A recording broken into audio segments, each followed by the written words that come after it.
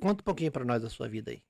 Pensa, eu estava aqui agora ouvindo as conversas e me lembrando, pensa numa criança que sempre foi perseguida, A senhora, sempre, perseguida pelo quê? pelo mundo espiritual. O mundo espiritual, O mundo espiritual, do lado do mal. do mal. E Que tem pessoas que não acreditam, né? tem.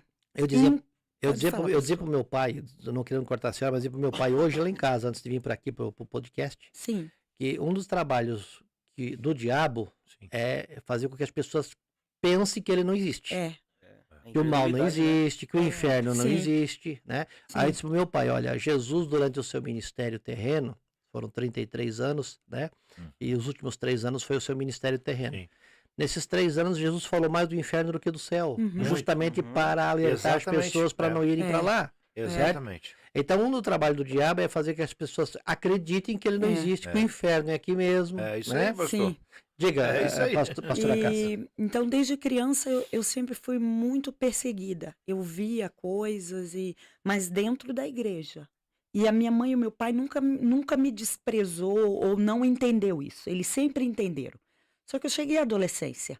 Uhum. E aí eu fui trabalhar fora, né? Porque 9 irmãos, eu sou a filha mais velha, ô Glória. Uhum.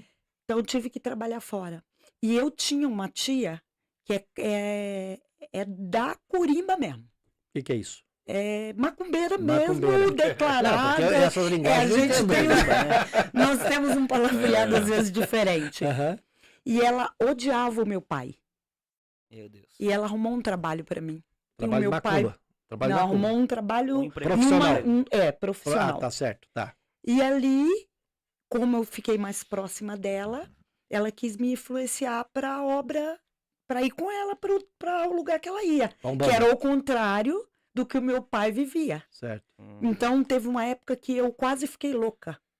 Porque aí era uma guerra espiritual. Seu pai vivia no Meu catolicismo. pai era crente já. Crente. Crente, já era evangélico. Eu já era adolescente nessa época. Quando seu pai passou para a fé evangélica, qual era a sua idade? Eu devia ter uns 5... Para 6 anos. Para 6 anos. Por aí. É, E a senhora, na sua adolescência, quando é que a senhora passou a conhecer 14 para 15 anos. Tá.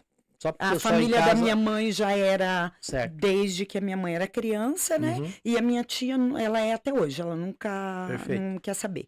Então, nessa época, ela quis me influenciar para isso. Uhum. Aí ficou uma guerra dentro de mim. E, infelizmente, eu fui pro lado ruim. No caso do José, ele foi por vício. Eu não. Namorado. Sim, Então, você começa a namorar um molequinho aqui que é dono da boca. certo. Aí você vai pro baile, aquilo é legal, porque te respeitam, né? Aham. Você tem táxi para andar. E a É senhora- o poder. E a senhora não tinha supervisão de pai e mãe? O pai e mãe não cuidavam a sua conduta, o seu Porque comportamento? ela saiu pra trabalhar, né? Sim. Eu fui Ela tinha saído de trabalhar, casa. então final de semana eu tinha meu dinheiro, Certo, ia para baile funk. certo. E como assim, eu ajudava o meu pai financeiramente, o meu pai nunca foi um crente de cobrar muito de nós. Certo. Ele ensinou o caminho, Certo. ele ensinou a verdade. Certo. E ele disse quem era Deus. Então ele nunca ficou pegando no pé. E eu louvo a Deus por isso. Certo. Porque eu não odiei a Deus. Sim. Porque talvez se meu pai tivesse me dado surra, me trancado e tal, eu teria odiado a Deus. Perfeito. E ele só me ensinou que Deus era amor. Certo. Então eu fui pro mundão. Sim. Fui curtir, fui fazer coisas que desagradavam a Deus. Quando eu vi graça e honra ao nome do Senhor, eu não me viciei. Sim. Eu usei droga, mas eu não me viciei. Que droga a senhora usou? Mais maconha. É mais uma coisa. Porque cocaína eu experimentei, mas não me fez muito bem. Certo. Então, no meu caso, foi mais tráfico mesmo. Certo. Tráfico e poder, né? Sim. Então, na minha comunidade ali, eu fiquei conhecida e fiquei procurada para morrer. Que idade a senhora tinha aí?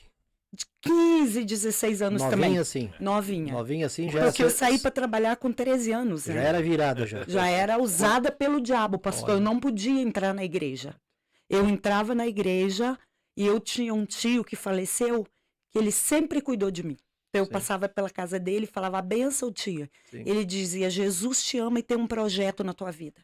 Mas eu ia nos cultos às vezes, Sim. porque afastada do caminho do Senhor, mas o caminho estava dentro de mim. Certo. Então, às vezes eu ia. E lá era vergonha pro meu pai e pra minha mãe, porque o inimigo se manifestava em mim. Ah, é? Sim, o meu pai era um presbítero da igreja, Sim, mas eu fui usada pelo inimigo. sim. Usada. Aí o inimigo botou uma divisão entre eu e a minha mãe. Uhum, Então, no caso do José, ele foi pro mundo por causa de briga dentro de casa. uhum, E eu fui por causa de problema com a minha mãe. Então, eu uhum. pensava, se a minha mãe não gosta de mim, eu posso fazer tudo de errado. Porque a gente sempre tem a mãe como amiga.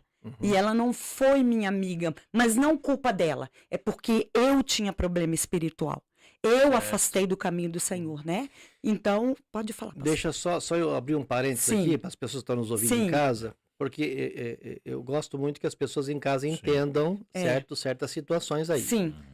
O pai da pastora, que até então não era pastora, né? Uhum. Era presbítero da igreja Sim. evangélica. Era um evangélico. Sim. Ela disse que ele nunca obrigou ela a servir a Deus, não batia, não forçava, Não. tudo só aconselhando. Sim. Aí você pode pensar assim, mas como é que um pai aconselhando uma filha, como é que o pai orientando, ela vendo o pai indo para a igreja e tal, e ela tomar um caminho desse? É que existe uma lei que Deus colocou dentro de nós O livre-arbítrio. e que Deus não vai interferir nessa lei, porque Uhum. se ele interferir, ele se torna autotransgressor. E a santidade de Deus não É. deixa ele ser autotransgressor. Verdade. E que lei é essa, pastor? Chamado livre-arbítrio. Sim. Então, por mais que o pai aconselhou, orientou, fez ver, mostrou, mas o filho é que escolhe. A pessoa, a salvação ela é individual. Exatamente. É, a salvação é individual. E Ela, hoje ela- não é diferente, né? ela escolheu o caminho que ela queria trilhar, Sim. mas como, com certeza, o pai orando, Orando. clamando a Deus. Minha mãe era uma mulher de oração. As orações não ficam em vão. Uma coisa que me chamava bastante atenção na vida da minha mãe. Eu olhava o joelho dela Olha, e eu dizia, um dia eu quero ter uma marca dessa. de tanto ela orar, Nunca deixou de Mulher orar de por oração. mim. E depois que eu me Mulher de converti, oração. sim. ela me contou que muitas madrugadas, ela grávida dos meus irmãos mais novos, ela subia na janela da nossa casa. Nós somos muito pobres. Sim. E ela subia na janela da casa com um banquinho e dizia, Jesus, traga minha filha para casa. Ó, Onde está minha filha? Matavam alguém no bairro, ela até ia ver se era eu. olha. Mas ela nunca. Mãe, não deixe de orar pela tua filha, pelo teu filho. Olha aí, mano. Porque a minha mãe está na glória, mas eu sou fruto da oração dela e todos os dias eu agradeço a Deus pelas marcas Tremendo, né? que tinham no Maravilha. joelho da minha mãe.